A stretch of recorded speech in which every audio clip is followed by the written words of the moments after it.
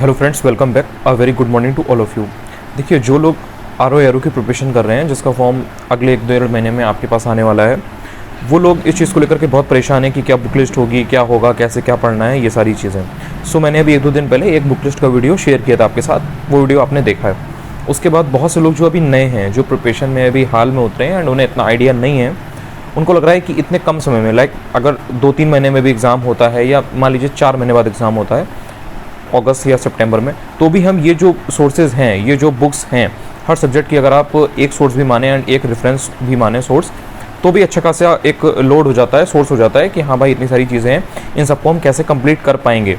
देखिए, इस लाइन में, इस प्रिपरेशन में जो लोग पहले से हैं, लाइक जिन्होंने 2-3 एग्ज़ाम पहले दिए हैं, हाल में जिन्होंने PCS दिया था या वो प्रिपरेशन पहले से कर रहे हैं, उनको तो आइडिया है कि किस तरह से चीज़ों को फर्दर पढ़ना है, क्या करना होता है, क्या नहीं करना होता है। बट जो लोग हाल में उतरे हैं उन्हें उतना आइडिया नहीं है। सो उन्हें, उनके लिए ये चीज़ बहुत ओवरवेलमिंग होती है कि हम किस तरह से पढ़ें, किस तरह से चीज़ों को कंप्लीट करें। तो देखिए, सबसे पहले तो आप एक चीज़ को समझिए, जो भी लोग इस तरह के हैं, जो अभी हाल में आए हैं, उन्हें इतना आइडिया नहीं लग रहा है, उन्हें लग रहा है हम कैसे करें, बहुत स्ट्रेसफुल हो रहा है उनके लिए। देखिए, एक बार में सारी चीज़ें कंप्लीट नहीं करनी होती हैं, हर चीज़ स्टेप बाय स्टेप की जाती है। ये सब जो सोर्सेज हैं, इनको कहीं से भी मैंने, देखिए, ना ही वीडियो में मैंने ये चीज़ बोली, ना ही आपको ये करना है एक्चुअल में कि आप पहले पेज से लेकर के लास्ट पेज तक कर रहे हैं। कुछ इंपॉर्टेंट टॉपिक्स होते हैं, कुछ इंपॉर्टेंट चीज़ें होती हैं, वहीं से एग्ज़ाम में पूछा जाता है या उसी के आसपास पूछा जाता है। आप UPPC सॉरी, चाहे आप UPPCS की बात करें, चाहे आप RO की बात करें, RO में थोड़ा डिफरेंस ये है कि यहाँ पे रेंडमनेस थोड़ी ज़्यादा होती है। सो यहाँ पे आपके पास गलती करने का चांस बहुत ही कम होता है। UPPCS में थोड़ा बहुत आप एक रिस्क ले सकते हो, बिकॉज वहाँ पे कुछ चीज़ें बहुत ही सर्टेन होती हैं। सो पॉइंट ये है कि वो जितनी भी ऐसे टॉपिक्स हैं, जो भी ऐसी इंपॉर्टेंट चीज़ें हैं जिससे अभी तक बीते 15-20 सालों में UPPCS में लगातार पूछा गया है, प्रीलिम्स में आपको मालूम है 2017 तक मेंस जो है वो ऑब्जेक्टिव होता था, UPPCS में 2 पेपर होते थे।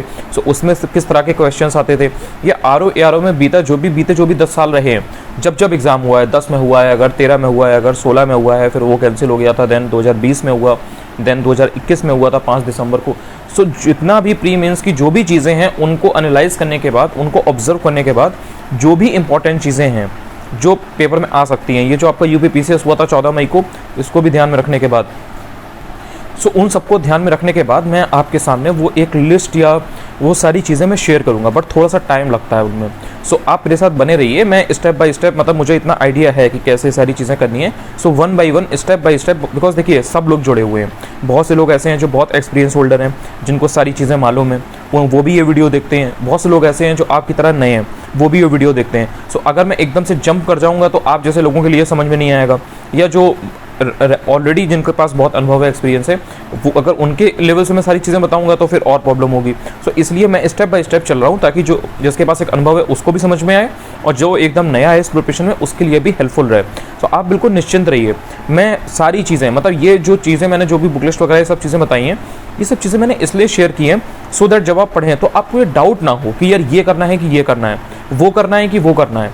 आपको ये सारे डाउट ना हो, आपको एटलीस्ट पता रहे कि हाँ यार, ये सब निटी ग्रिटी है, मतलब ये सब बहुत छोटी छोटी चीज़ें हैं, इन्हीं को ध्यान रखना है। एंड यही 2-3 सोर्सेज होते हैं, इसी में से आपको ऑल्टर करना है, इन्हीं में से आपको देखना है कि आपके लिए क्या बेस्ट है। लाइक किसी को लैंग्वेज अच्छी नहीं लग रही है, किसी को जो बुक्स की प्रिंटिंग है वो समझ में नहीं आ रही है, किसी को ये लग रहा है अरे यार इसमें कुछ फालतू की चीज़ें ज़्यादा दी है, तो वो दूसरे सोर्स पे ऑप्ट कर सकता है, मतलब उस पर वो जंप कर सकता है। सो ये सब कुछ बेसिक चीज़ें होती है। मैं प्रॉपर आपके सामने वो लिस्ट लाऊंगा, इसमें सारे इंपॉर्टेंट टॉपिक्स होंगे, उसको मैं समझाऊंगा, दिखाऊंगा, बताऊंगा कि यार देखो, इसमें इस साल यहाँ पे ये आया था, अगले साल इसमें ये चीज़ यहाँ से पूछी गई है। जैसे फॉर एग्जाम्पल मैं आपको एक छोटा सा हिंट देता हूँ, जैसे अलाउद्दीन खिलजी है, अलाउद्दीन खिलजी के लेकर के उसके जो एक्सपीडिशन है, मतलब उसके जो अभियान है कि उसने कहाँ पर जाकर के कौन सा किला पहले कैप्चर किया, कौन सी जगह पहले जीती, कहाँ पे क्या उसने किया। सो ये क्वेश्चन 2022 के UPPCS में आया था। आई होप आपको याद होगा, अगर आप एक सिंसियर कैंडिडेट हैं एंड आपने अगर अच्छे से 2022 का पेपर एनालाइज किया था। इस बार जो क्वेश्चन आया था, जिसमें जो वाइफ्स थी वो मैच द फॉलोइंग वाला क्वेश्चन था, इसमें इल्तुतमिश था, अलाउद्दीन खिलजी था एंड और भी थे।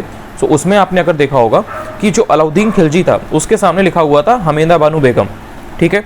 अब अगर आपने अलाउद्दीन खिलजी को अच्छे से पढ़ रखा है, बिकॉज वो एक इंपॉर्टेंट टॉपिक है UPPSC का, अब जो सिंसियर कैंडिडेट होगा उसे ये पता है कि अलाउद्दीन खिलजी इज इंपॉर्टेंट, तो वो अलाउद्दीन खिलजी के बारे में पूरा पढ़ के जाएगा। एंड जैसे ही वहाँ पे वो अलाउद्दीन खिलजी देखेगा वो तुरंत पकड़ लेगा कि यार हमीदा बानो बेगम कहीं से भी अलाउद्दीन खिलजी की वाइफ नहीं है, और उसमें आंसर भी वही है। आप ये देखिए, ऐसा भी नहीं है कि इल्तुतमिश आंसर हो या कुछ और आंसर हो, आंसर भी उसमें अलाउद्दीन खिलजी है। तो ये क्या हुआ, ये सिंपली आपने अगर PYQ को एनालाइज किया होता और आप सिंसियर होते तो आप वो क्वेश्चन तुरंत पकड़ लेते। इसी तरह से पूरे पेपर में मतलब कुछ क्वेश्चंस ऐसे हैं जो एकदम नए हैं, एकदम रैंडम हैं, उनके जो ऑप्शंस हैं वो कहीं से भी मैच नहीं खाते हैं प्रीवियस ईयर क्वेश्चन से, लेकिन बाकी का पूरा पेपर एक्सपेक्टेड लाइंस पे है। मतलब अगर आप सिंसियर थे और आप जो छोटी छोटी बेसिक चीज़ें होती हैं, लाइक आप 2 दिन पहले सोए नहीं हो ढंग से, आप ढंग से खा पी नहीं रहे हो, आपकी तबीयत 3 दिन पहले गड़बड़ हो गई, या आपने ढंग से रिवीजन नहीं किया, एग्जाम के 4 दिन पहले भी आप PDF को खोल खोल के डाउनलोड करते रहे, कलेक्ट करते रहे, आप ये देखते रहे वहाँ से ये टेस्ट सीरीज फ्री मिल जाए, आप ये देखते रहे कि वहाँ से ये मुझे कोई स्ट्रेटजी बता दे 4 दिन पहले की। अगर आप इन सब छोटी छोटी डिस्ट्रैक्शंस में नहीं पड़े हो और आपको पता है कि क्या करना है, और आपने अगर उसको पहले से टारगेट बना करके पढ़ा है, तो प्रॉब्लम नहीं होती है। तो ये चीज़ आपको समझना पड़ेगा कि, और देखो कभी कभी कुछ चीज़ों में लक फैक्टर हमेशा काम करता है। ऐसा नहीं है कि आप सब चीज़ें करके जाओगे तो आपको एकदम गारंटी है कि हो ही जाएगा, लेकिन फिर भी आपको पता तो रहेगा कि हाँ यार ये चीज़ आपने सही की, ये चीज़ गलत की। सो इसलिए जो भी लोग ऐसे हैं जिनको ऐसा भी स्ट्रेस हो रहा है वो परेशान ना हो, मैं सारी चीज़ें बताऊंगा, उसके बाद आपको कॉन्फिडेंस जरूर आएगा। अब आप अगर उतना कर लोगे तो आपको रिजल्ट दिखेगा, इंप्रूवमेंट दिखेगा, नहीं करोगे तो आपको ऑब्वियसली फिर रिजल्ट नहीं मिलेगा। बट मैं अपनी तरफ से सारी चीज़ें शेयर जरूर कर दूंगा जो आपके RO जो एग्ज़ाम आने वाला है उसमें आपको आपके लिए हेल्पफुल रहे। आई होप कि आपको इससे कुछ क्लैरिटी आए एंड आपके डाउट्स थोड़े से कम हो।